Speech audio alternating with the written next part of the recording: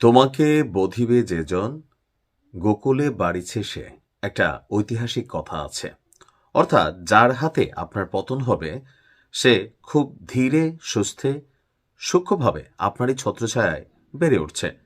অনেকেই এই কথাটার একটা উদাহরণ দেন হজরত মুসা আলাইসাল্লাম।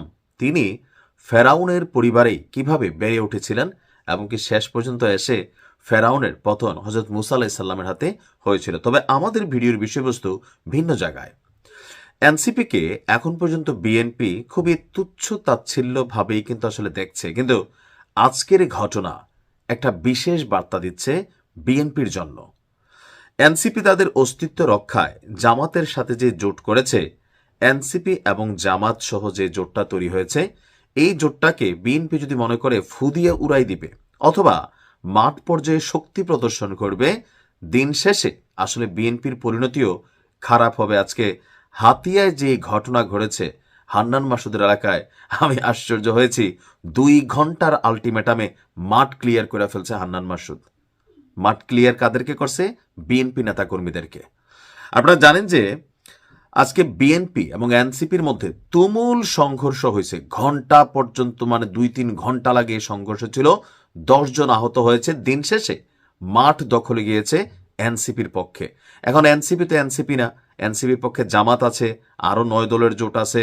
এখন মানুষের মধ্যে একটা বড় অংশ কিন্তু এই মুহূর্তে সাপোর্টিং করে বসছে। আর বাংলাদেশের পরিবর্তিত রাজনীতিতে জামাতকে হালকা নেওয়ার সুযোগ নেই। সাদিক কায়েমের মতন ছেলে ভিপি, সে কিন্তু জনাব তারেক রহমানকে আপনি শেখ হাসিনার মতন লাথি দিয়ে বাংলাদেশ থেকে বের করে দিবে, এরকম হুঁশিয়ারি দিচ্ছে। আপনার বুঝতে হবে মাঠ পর্যায়ে জামাতের শক্তিটা এই মুহূর্তে কোন লেভেলে আছে। বিএনপি অনেক সময় চোখে সর্ষে ফুল দেখছেন আমার ধারণা, তবে সাবধান হওয়া উচিত। নোয়াখালীর দ্বীপ উপজেলা হাতিয়ার সন্তান হচ্ছে হান্নান মাসুদ। হাতিয়ায় ইতিহাসে প্রথমবারের মতন একটা ফেরির বিষয়ে এখানে দেখেছে নোয়াখালীর হাতিয়ার উপজেলাবাসী যারা আছেন। আর এই ফেরি আনার পেছনে হান্নান মাসুদের অবদান এখানে 100%। এই কাজটা সেই করছে নির্বাচনকে সামনে রেখে, যেন মানে কি বলা হয়, একটা প্রভাব তৈরি হয়, বা হাতিয়াবাসী এই দিনের জন্য অপেক্ষা করতেছিল বছরের পর বছর। আওয়ামী লীগ আসছে, বিএনপি গেছে, কিন্তু হাতিয়াবাসী ফেরি দেখে নেয়। স্বাভাবিকভাবে এই ফেরি যখন আজকে আসছে, এটার ক্রেডিট এনসিপি এবং তাদের যারা নেতাকর্মীরা আছেন তারাই নিতে চেয়েছেন, আর সেখান থেকেই বিপত্তি। হাতিয়ায় ফেরি উদ্বোধনী অনুষ্ঠানকে কেন্দ্র করে বিএনপি এবং এনসিপি সমর্থকদের মধ্যে দফায় দফায় ধাওয়া পাল্টা ধাওয়া সংঘর্ষের ঘটনা ঘটেছে। এতে উভয় পক্ষের অন্তত 10 জন আহত হয়েছে। সংঘর্ষের সময় দিকবিদিক ছুটতে থাকে উদ্বোধনী অনুষ্ঠানে আসা হাজার হাজার মানুষ। আজকে বিকেলে ফেরি মহানন্দা উদ্বোধনকে কেন্দ্র করে এই সংঘর্ষের ঘটনাটি ঘটে। শুক্রবার বিকেলে উপজেলার নলচিরা চেয়ারম্যান ঘাট নৌপথে এই ফেরি সার্ভিসের উদ্বোধন করা হয়। এ সময় বিআইডব্লিউটির চেয়ারম্যান, চিফ ইঞ্জিনিয়ার, বিআইডব্লিউটিসির কমার্শিয়াল ডিরেক্টর উপস্থিত ছিলেন। ফেরি আনার পেছনে অবদান নিয়ে পৃথকভাবে স্লোগান দিতে থাকে এনসিপি এবং বিএনপি নেতাকর্মীরা। আর স্লোগানকে কেন্দ্র করেই উভয় পক্ষের মধ্যে উত্তেজনা দেখা দেয়।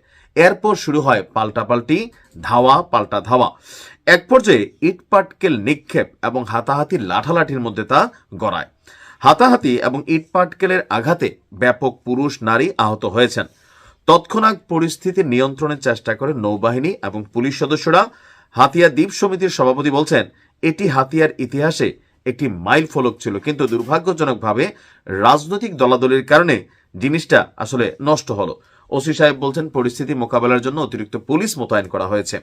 এনসিপি বলছে, হান্নান মাসুদ বলছে যে এই অর্জনটা আসলে সে তার সর্বোচ্চ লবিং থেকে করেছে। এটা কিন্তু বাস্তব, এই ক্রেডিট হান্নান মাসুদ পায়। কারণ এই ফেরির জন্য আমি দেখেছি এর আগেও মাস 6 বা বছর খানেকের মধ্যে বেশ কয়েকটা বক্তব্য দিয়েছে, বিভিন্ন জায়গায় দৌড়াদৌড়ি করেছে। কারণ এই ফেরি যারা নিয়ে আসবে হাতিয়াবাসী তাদেরকে ভোট দেবে। আর হান্নান মাসুদ বলছে কয়েক গুণ ভোট বেশি পেয়ে এখানে আপনার তিনি পাশ করবেন। এবং 2008 সালে 615টা না এরকম মানে ভোট পাইছিল বিএনপির প্রার্থী, ওই রকম ভোট পাবে বিএনপি, বাকিটা পাবে হান্নান মাসুদ। তো হান্নান মাসুদ তার একা না, জামাতের বড় একটা সাপোর্ট তার জন্য কিন্তু এখানে কানেক্টেড। তবে হান্নান মাসুদ, তোমাকে সাবধান করি, তুমি কুমিল্লা বিভাগ নিয়ে নাড়াচাড়া করবা না। সে নোয়াখালী বিভাগের দাবি করছে আজকে প্রকাশ্যে যে নোয়াখালী বিভাগ চাই। তো আমরা কুমিল্লার তারা কি দোষ করছি? এসব রাজনৈতিক বক্তব্য। তারপর জামাতার আমির সাহেব তিনিও কুমিল্লাকে বিভাগ দিবেন না, তিনি নোয়াখালীকে বিভাগ করার প্রতিশ্রুতি দিচ্ছেন। তো এরকম করলে তো জামাতের তারাই যারা কুমিল্লাবাসী তারা ভোট দিবে না কেন? কারণ হচ্ছে যে আমরা তো ভাই বিভাগের দাবি নিয়ে বসে আছি। তো উপদেষ্টা আসিফ মাহমুদ বলল সব নাকি কইরা ফেলছে, তো বাটপাইরা কথাবার্তা, মিথ্যুক কোথাকার। তাহলে কেমনে হবে বাবা? এখন চারদিক থেকে ভেজাল। আসলে যে কে কারে ভোট দিবে, জনপ্রিয়তা, এলাকা প্রীতি, সবকিছু তো আমাদের ব্লাডের মধ্যে কানেক্টেড। তবে সামনে নির্বাচনকে কেন্দ্র করে একটা বড় ধরনের সংঘর্ষের কিন্তু আশঙ্কা দেখা যাচ্ছে। যেভাবে মাঠ পর্যায়ে জামাত বিএনপি মারামারি হচ্ছে, এনসিপি বিএনপি মারামারি হচ্ছে, পরিস্থিতি কিন্তু আস্তে আস্তে আউট অফ কন্ট্রোলে যাচ্ছে। ভালো থাকুন।